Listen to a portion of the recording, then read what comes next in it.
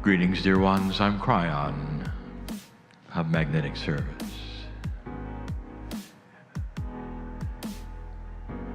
This is the conclusion of a 2-day teaching event.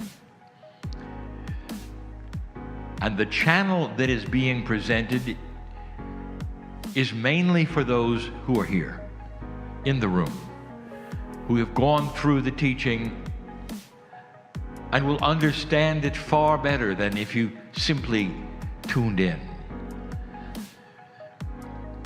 And so it's specific. And yet, even in that attribute of specificity, there will be those who will learn. I want to talk about the teaching wheel. In December, a few months ago, in 2017, I opened the subject. And the reasoning behind this was more than simply to give you information about what Lemuria might have been like.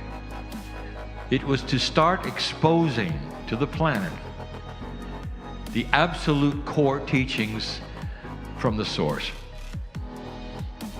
The source, which is what you would call God, a word that you put together,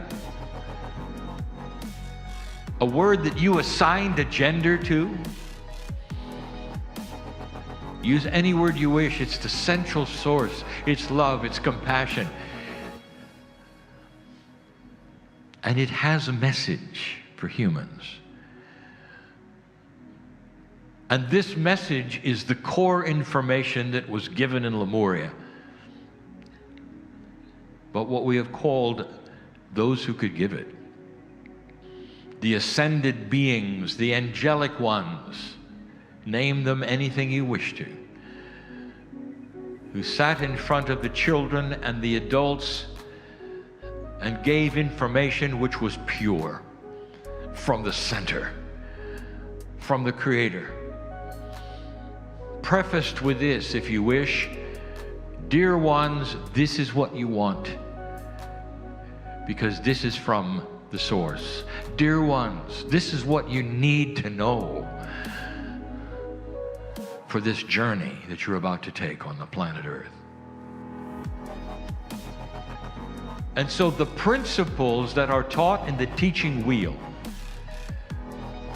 become important for this age that you are in and listening to me within,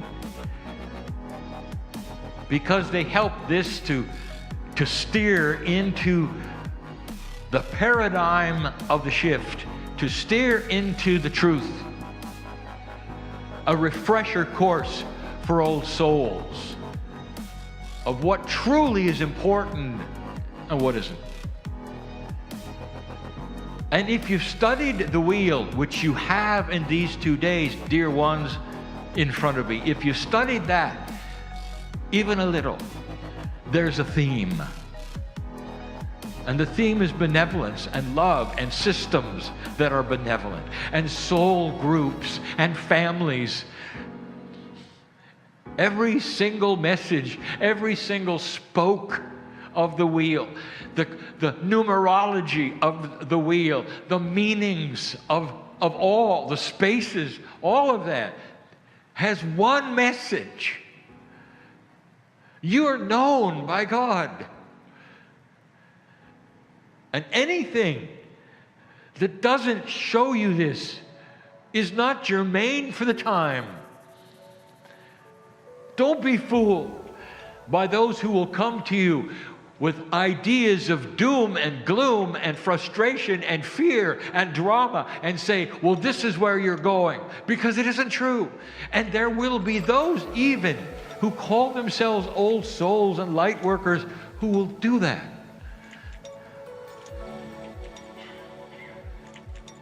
And that's habit, dear ones. That's all it is. There'll be no dark purpose that they will do that. It's simply habit. The habit of an old energy. That's what this is for. So I'm going on record at the moment to give you the reasoning why in December I sat between two Lemurian women and gave the message that I did. To reacquaint you with the beauty of the central source that you come from. To reacquaint you with the purity of love from which all things have come. And some of you will resound to the information even though it's different than what you think it may be, or that you've learned something that is different. And in that which is your own intuitive power, you can decide if it resounds, if it's correct, and if it makes any difference than the way you think. I'd love to simply continue the story as if I had the Lemurian women sitting next to me now. I don't need to pull on their kosh of those women because I was there. I was there. Although Kryon has never been a human being, that which you call Kryon, that group which you're hearing now, that soul group was here. It's almost like a cheering section for thousands of years, watching what happened on other worlds happen here. Watching the DNA of an animal called human change to a sacred vessel that was magnificent and filled with God. That's the creation story. That's the one you learned even from the scriptures. A real shift, a change. And then everything started to move in a different way with free choice, knowledge, and the puzzle began. I want to present you with something as though we were right back in Hawaii. I want to tell you a little bit more about the mirror spoke. Now this is germane only to those who are here and have studied with me, my partner, and my partner's partner today. The discussion about the mirror, profound it has been from all of you. For most here, old souls have learned about what it is that you reflect to others and even back to yourself. And the idea of mirroring God in you is primary. But this concept was completely and totally unknown and new. Core information to the innocents that sat as the children wanting to hear from that beautiful Master Mother. What is it that God has and wants you to know? And they took it to lengths beyond what you would think they would do. And there was ultra simplicity because it was the beginning of a teaching. For you, elegant, complex to some, and understood. To them, not. Today you open a book and quote from it. Imagine the child who's never read anything. You don't open a book and read anything because you don't have the paradigm of reading. You don't have that paradigm of written language. You don't even have letters. That's how primitive they were, and open and ready and new. For a Pleiadian mother to sit and say, this is what 23 chromosomes means. You're a part of a system of creation, and it's beautiful. And spoke by spoke until you get to the mirror. And when you get to the mirror, you're not all going to understand. Did you notice that one of the attributes called reflections of yourself was in the children's teaching, not the adult teaching? It's a concept that the kids loved because of what they did with it and what the Lemurian mother did with it, who was Pleiadian. The master consciousness of the teachers understood human nature. The human nature of the Lemurian, the beginning, understood because they had been there. They had worked with it. They were master teachers. And because of that, they knew what to do for self-teaching.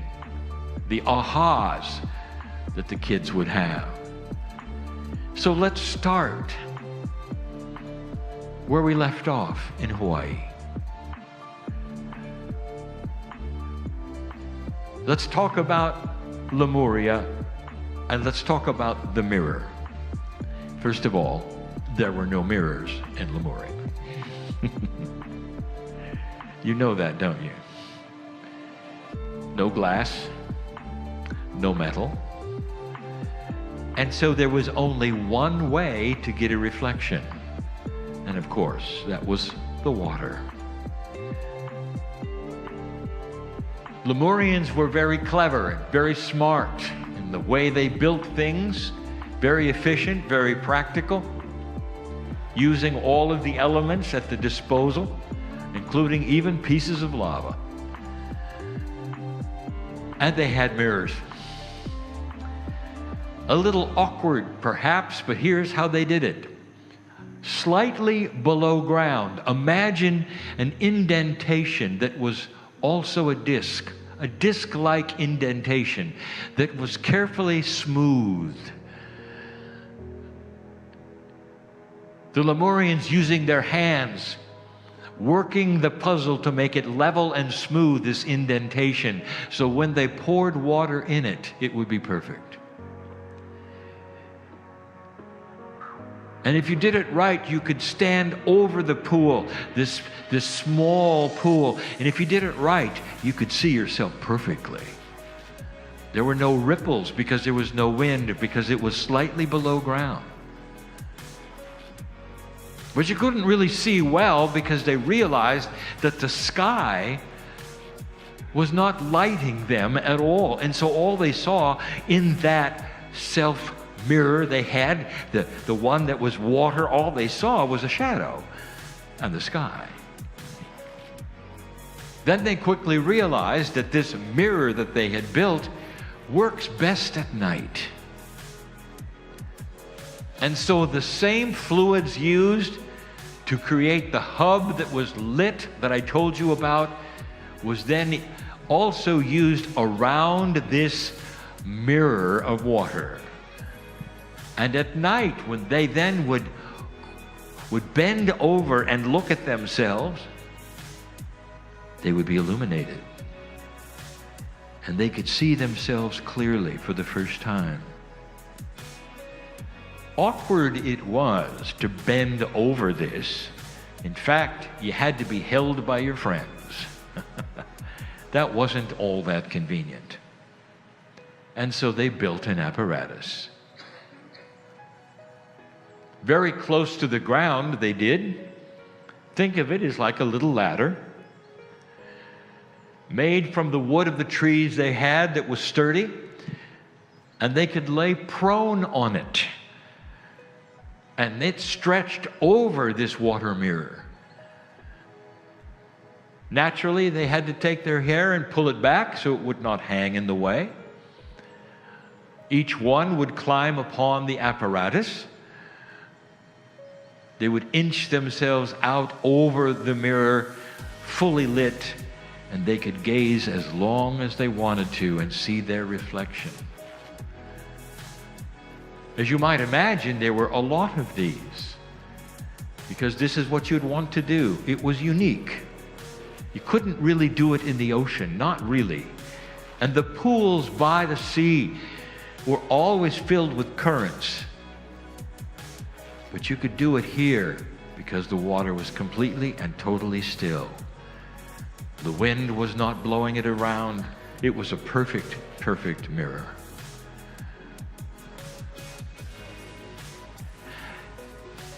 The Pleiadian teachers instructed the children one at a time to gather around and play reflections of yourself.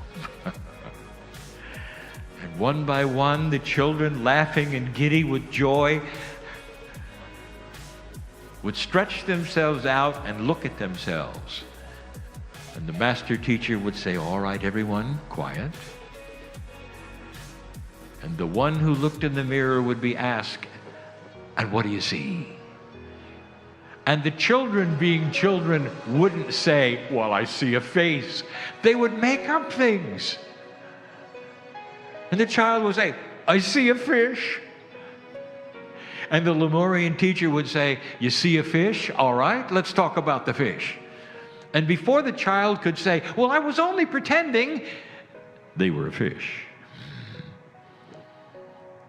And then the question would be, what's the fish like that you see in the mirror?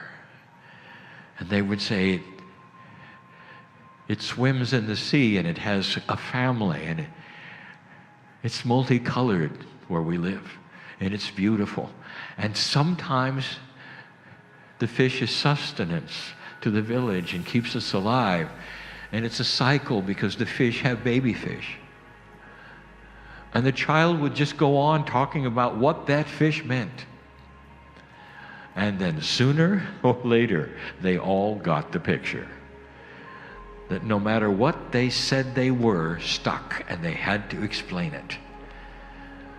And the reflections of yourself became the reflections of nature, of Gaia, of the sky, of beauty, of day, of night, and the stars, and every possible creature that walked there. And the reflections of yourself for the children became the reflections of everything that is. And once they got that idea, they pretended they were things that didn't exist. Trying to even trick the Lemurian mothers who expected it. And then would start asking the questions, on the imaginary animal that you see, tell us where it lives, how it works, and what it does. And in the imagination of a child, everything they would make up enhanced the story. For they now were reflections of things that were invisible or perhaps they hadn't seen yet in their creativity. They were part of the universe. They were part of creation. They were part of invisibility. They were multidimensional. Reflections of yourself was a children's game that they loved. It later became the reflections of mirroring God in you. It wasn't much of a stretch when they became adults to continue talking like this, even though they didn't have that which was the fun exercise. Instead, those who were going to be shamans would be talking about the mirroring in themselves of nature, of what they knew God was or believed God was or the central source was, to apply to themselves. And with all of the learning from the other spokes, it gave them joy. It's simple, but it's beautiful. I wanted to tell you that so you knew what it was and you knew how it was applied. So many of these teachings that seem to be above the intellect of a child came with exercises. It came with revelations, and it came with fun. There's no better way to teach a child an intellectual truth than to give them an exercise which is fun, that they wish to do over and over, but which has a profound meaning, because as they grow, they'll get it. Some of them get it right away. Oh, I see. I really am the fish. I'm one with the fish. And then some of them said, let's give it a name. And so there were many fish in the ocean with names in Lemuria. Interesting, isn't it, how culture sometimes shapes reality. The culture that you are in, called humanism right now, shapes the answers to your questions. And you don't even know it. You don't even understand that you are choosing certain logical things based upon that which is real to you, but that is cultural.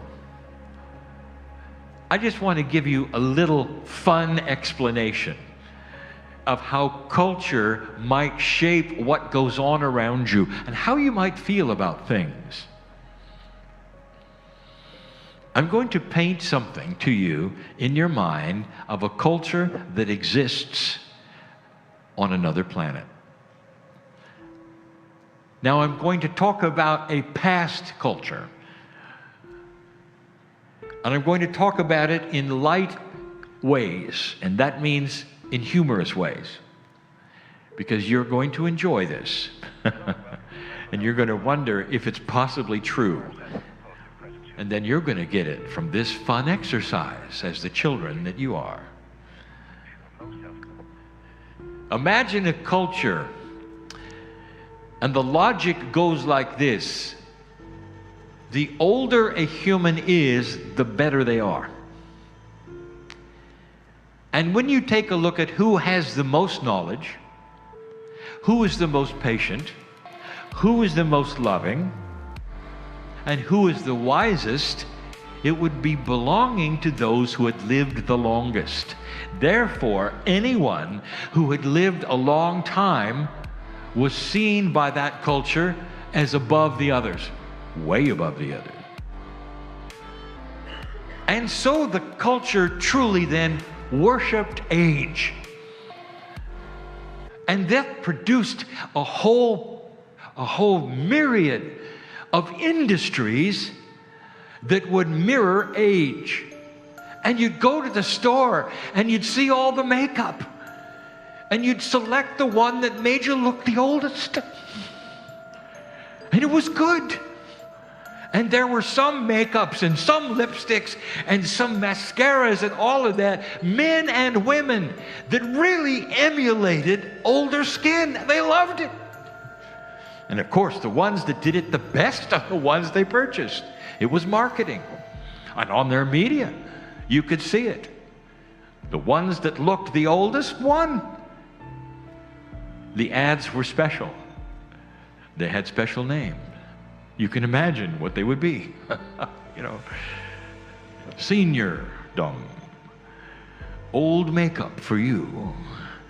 All of these things to make you look like a senior. And the older you could look, the more respected you were, even though they knew you weren't old. Does that sound familiar? Imagine such a thing. In this culture, you actually have that in another way. Against all odds, to some of you here, the young people have decided to make their clothes look old. And the older their clothes can look, the better they are. So you have old-looking clothes on young people, and that's a paradigm. It's a culture. But if you had this culture where age was respected so much that everyone wanted to look like a senior, can you imagine the hair products? How many shades of gray? They were all great. And everyone was gray. Now this seems humorous and funny. It exists, or did, at one time in a culture on a planet, in this galaxy. And you'd say, well, how quaint and how interesting. And the only reason I give it to you is, can you imagine now asking them some questions about life, about spiritual things? about how things might work, and the answers would be completely and totally twisted to represent what they believe is best. I give you this only to show you that paradigm shift really does change what you think and how you think. And so we invite you yet again to get out of a box that you're in now, where you think you understand the way things work and what is important. A box that wipes away supposedly everything that you were taught. It's impossible, dear ones, truly to do that. But you can work at it to a degree that you'll come to as neutral place as you can be, to ask some of the questions of yourself, to look in the mirror and say, who am I? Without seeing old. To look in the mirror and see God in yourself, a reflection of yourself back that says, indeed, I may be a fish. I may be a tree. Because everything is one. And the systems that I think are separate are not. And the paradigm that I grew up in, and what I learned, and what is taught as good or not good is cultural and temporary.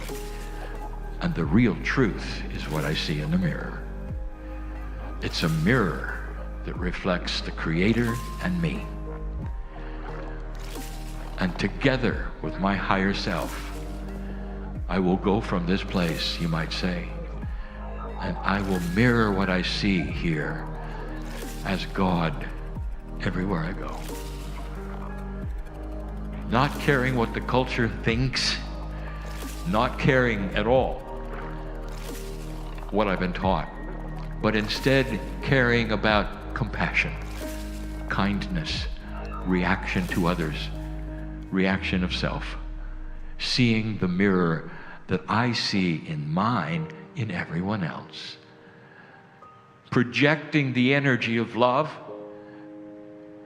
being compassionate where others are not, having the wisdom of reflection. Some of you will understand this message, some of you will not. But that's the way of it, dear ones. That's the free choice of it. I've given a specific message about a specific spoke in the teaching wheel for those specifically here. But I'm telling my partner that this also should be put out for others, because there will be others eventually who will study the spoke, who will see and understand some of the cryptic things I just gave you. Before I say what I always say in closing, I will remind you yet again the purpose of channeling at this time on earth in the shift is the same purpose as the reason we give you the teaching wheel.